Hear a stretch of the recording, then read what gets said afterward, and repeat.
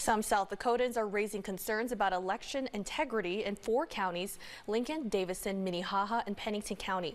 District 34 Representative Heather Baxter is calling attention to what they are calling the use of uncertified laptops provided by election systems and software.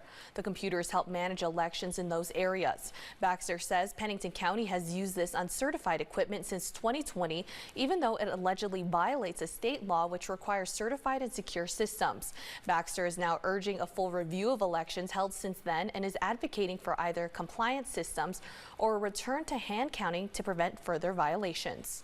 This equipment is listed with wireless and Bluetooth capabilities, which the codified law does speak about that, and it contradicts the requirement that talks about for hardened systems with no internet connectivity. So pretty much, to me, this would raise significant concerns because the security of our elections, if you're not federally or state complying, how can you guarantee the integrity?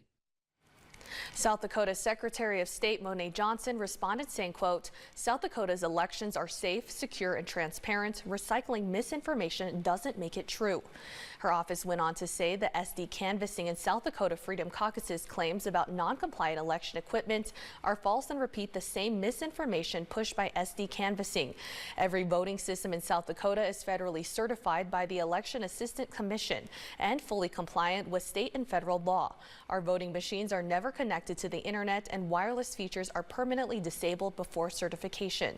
Assertions otherwise have no credible evidence behind them.